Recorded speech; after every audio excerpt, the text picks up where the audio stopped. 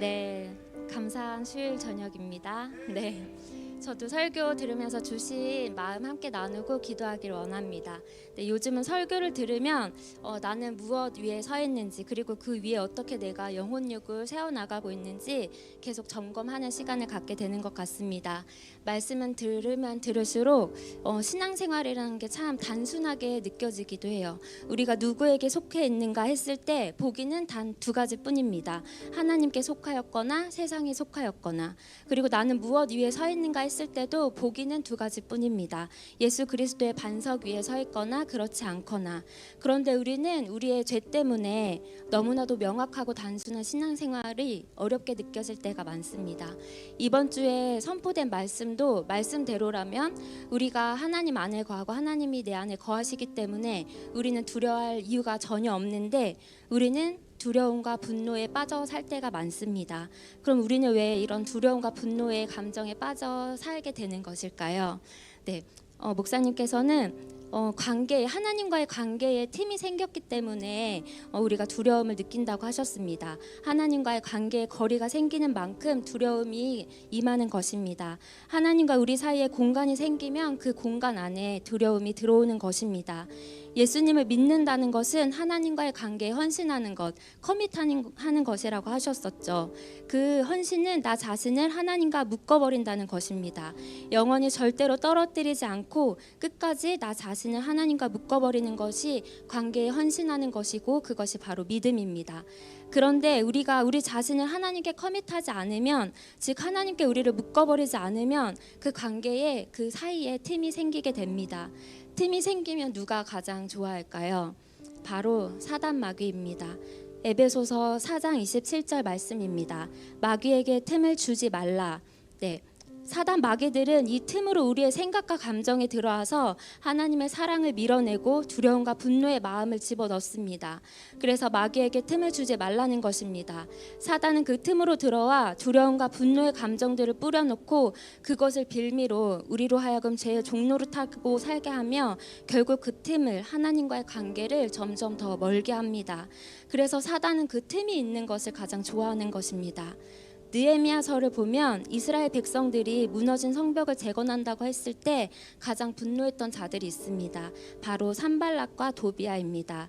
느헤미야 4장 7절 말씀입니다. 산발락과 도비아와 아라비아 사람들과 암몬 사람들과 아스돗 사람들이 예루살렘 성이 중수되어 그 허물어진 틈이 메꾸어져 간다 함을 듣고 심히 분노하여, 네, 그 허물어진 틈이 메꾸어져 간다 함을 듣고 심히 분노하였다고 나와 있습니다. 그들이 분노했던 이유는 무엇일까요?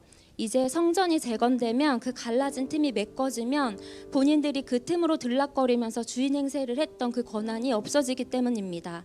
다시 성벽을 재건하고 하나님이 임재하시는 성전이 회복되는 것을 두려워했던 것입니다. 이스라엘 백성들이 다시 하나님의 백성이라는 정체성을 찾고 다시 하나님의 언약의 말씀을 붙들며 살게 될 것을 두려워했던 것입니다. 그들은 두려워서 더 발악하며 성벽 재건을 방해하고 백성들을 위협합니다. 이렇듯 두려움과 근심은 우리의 것이 아니고 사탄의 것입니다. 우리는 단지 하나님과 멀어진 그 관계의 틈으로 들어온 사단에게 속아서 두려워하는 것입니다. 그 틈으로 세상의 풍조가 들어와서 그 영향 때문에 두려워하는 것입니다. 네, 그 간증을 하나 하고 싶은데요. 저에게도 최근에 두려운 상황들이 있었죠. 근심 걱정하는 상황들이 있었는데 다행히 제가 하나님과의 틈을 벌리지 않으려고 꽉 붙들려 있었습니다. 그래서 교회에 더 발걸음하고 말씀과 그 예배 가운데 있었는데, 그래서 생각보다 큰 일임에도 불구하고 마음속에 평안이 있었던 것 같아요. 근데 하나님께서 어떻게 되게 재밌게 일하셨냐면, 이제 저희가 피해 액수를 다 산정을 해서 이제 그때 줌으로 회의한다고 기도 제목 나눴잖아요. 그날 이제 회의를 하는데, 저는 우리의 피해 액수가 예를 들어서 2,000인데 우리가 1,000만 너네한테 요구할게, 그거를 우리한테 물건으로 보내줘라고 이제 말을 한 거예요. 근데 중간에 통역하시는 분이 잘못 전달을 했는지, 아니면 맞게 전달했는데 그들이 잘못 이해를 했는지, 그 사람들은 그 2천에 대한 거를 다 이제 보상을 해줘야 된다고 이제 알았나 봐요. 그래서 우리한테 2천은 너무 우리한테 큰 액수니까 조금만 깎아달라고 하는 거예요. 저희는 애초에 1,000만 받으려고 했는데, 그래가지고 저희가 되게 인심 쓰듯이 그래 그러면 1,500만 받을게 이렇게 해서 마무리가 됐어요. 그래서 하나님께서 정말 놀랍게 그 사건에 이제 개입해 주셔서 이제 제가 믿음이 약해가지고 1,000만 요구했는데 더 크게 이제 보상을 해주셨습니다. 그래서 앞으로 이제 한 번에 그걸 보상해 주는 게 아니라 몇 번의 이제 거래 가운데서 그걸 이제 상쇄하는 방식으로 받게 되는데, 이제 앞으로도 이제 조율해 나갈 일들이 많지만 믿음으로 나아가겠습니다. 그래서 함께 기도해 주셔서 감사합니다. 그래서 이 간증도 함께 나누고 싶었고요. 그래서 말씀 계속 이어서 하면 느헤미야서 4장 14절 말씀입니다. 내가 돌아본 후에 일어나서 귀족들과 민장들과 남은 백성에게 말하기를 너희는 그들을 두려워하지 말고 지극히 크시고 두려우신 주를 기억하고 너희 형제와 자녀와 아내와 집을 위하여 싸우라 하였느니라. 아멘. 우리가 두려워할 대상은 오직 하나님이십니다. 지극히 크고 전능하신 분을 믿을 때, 그리고 그 하나님의 풍성한 충만한 사랑 안에 거할 때 우리는 어떤 상황 앞에서도 두렵거나 근심하지 않고 평안할 수 있습니다. 하나님의 그 사랑 안에는 두려움이 없고 온전한 사랑이 두려움을 내쫓기 때문입니다. 우리가 그래서 이 시간 함께 기도하기를 원합니다.